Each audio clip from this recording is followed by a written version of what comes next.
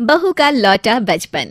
रश्मि की सास उसे बहुत काम कराती थी और वो इस बात से बहुत परेशान हो गई थी। एक दिन सास कहती है, बहू, रसोई का काम खत्म हो जाए तो मेरे कमरे में आ जाना, कमरे की सफाई करनी है।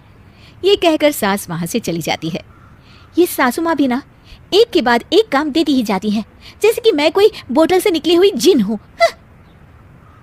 रश्मि अपनी सास के कमरे में जाती है और स्टूल पर चढ़कर अलमारी से सामान निकाल रही होती है। अरे बहू, संभाल कर, मेरा सामान तोड़ मत दियो। वाह, इन्हें अपनी बहू की कोई चिंता नहीं है, सामान की पड़ी है कि वो ना टूट जाए। अब तो इनका सामान तोड़ना ही पड़ेगा। रश्मि सामान हाथ में पकड़ लेती है और नाटक करने लगती है। सास ये देखकर घबरा जाती है। अरे बहू, मेरा सामान बचाकर कहीं गिर ना जाए। हाँ हाँ मम्मी जी, नहीं गिराऊंगी आपका सामान। रश्मि का सच में बैलेंस बिगड़ जाता है। अरे मेरा तो सच में बैलेंस बिगड़ रहा है। रश्मि स्टूल से नीचे गिर जाती है और उसका सर बेड से लग जाता है। रश्मि के सर में दर्द हो रहा होता है। वो बेहोश नहीं हुई होती है, लेकिन वो आंखें मूंद कर पड़ी रहती है। ये देखकर उसकी सास घबरा जाती है। अरे बहू, ठीक तो है ना? तू बोलती क्यों नहीं बहू? ये अच्छा मौका है, बेहोशी का नाटक कर लेती हूँ, काम से तो बच जाऊंगी। सास रश्मि को बेड पर लेटा देती है और अपने बेटे सूरज और डॉक्टर को फोन करती है। वे दोनों कुछ ही देर में घर आ जाते हैं। सर पर चोट आने की वजह से ये बेहोश हो गई है। मैं कुछ दवाइयाँ लिख कर देता हूँ, ये मंगा लीजिएगा। उफ, वो ठीक हो जाऊंगी तो फिर से काम करना पड़ेगा। क्या करूं? अरे हाँ, ऐसी तरकीब निकाली है जिससे काम भी नहीं करना पड़ेगा और मेरी प्यारी सासू माँ को भी सबक सिखाने का मौका मिल जाएगा। डॉक्टर चले जाते हैं और रश्मि होश में आती है। तब वो बच्ची बनकर याददाश्त खोने का नाटक करने लगती है। अरे बेटा, ये बच्चे के रोने की आवाज कहाँ से आ रही है? हाँ माँ, मैंने भी आवाज़ सुनी। फिर से रोने की आवाज़ आती है। अरे ये तो मेरे कमरे से आ रही है। वो दोनों कमरे में आते हैं तो रश्मि रो रही होती है और बच्चों की तरह हरकतें कर रही होती है। दोनों उसे देखकर हैरान रह जाते हैं। मेरे मम्मी जी पापा कहाँ है? मुझे आइसक्रीम खानी है। अरे सूरज, ये तो बच्चों की तरह बर्ताव कर रही है। हाँ माँ, लगता है चोट लगने से इसके दिमाग पर असर हुआ है। आप लोग कौन है?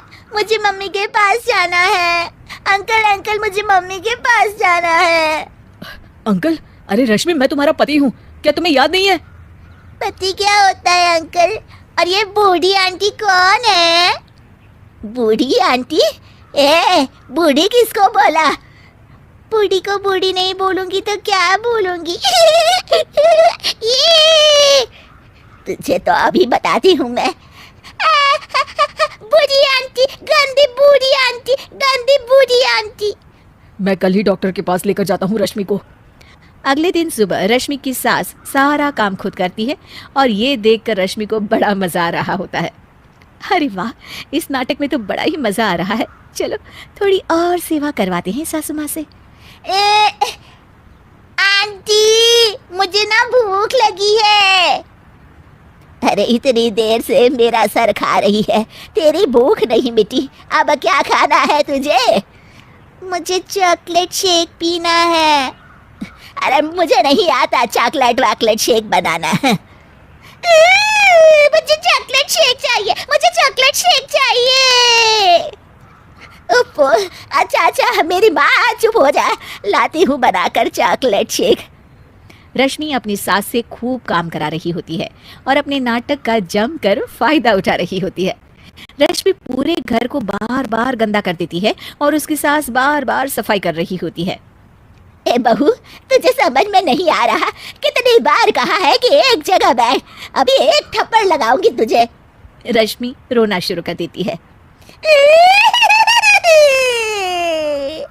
अरे अच्छा बाबा, माफ कर दे, मत रो। तुझे जो करना है कर, पर रो मत मेरी माँ। रश्मि अपनी सास की नाक में दम कर देती है। कुछ देर बाद सूरज फिर से डॉक्टर को लेकर आते हैं और डॉक्टर पूरी तरह रश्मि की जांच करता है। मुझे लगता है कि इनको हॉस्पिटल में ले जाकर स्कैन करना होगा, तभी कुछ पता चल पाएगा। बाप रे, मर गई। ये तो हॉस्पिटल ले जाने की बात करने लगे हैं। नहीं, मुझे हॉस्पिटल नहीं जाना। नहीं नहीं, मुझे हॉस्पिटल नहीं जाना डॉक्टर अंकल, गंदे अंकल, मुझे नहीं जाना। डॉक्टर तभी एक इंजेक्शन निकालते हैं और रश्मि को लगाने जा रहे होते हैं। नहीं नहीं, मुझे इंजेक्शन मत लगाइए डॉक्टर, मुझे इंजेक्शन से बहुत डर लगता है। मैं तो नाटक कर रही थी, मैं बिल्कुल ठीक हूँ। डॉक्टर और रश्मि की सास और पति एकदम दंग रह जाते हैं और रश्मि के इस नाटक का हो जाता है दी एंड।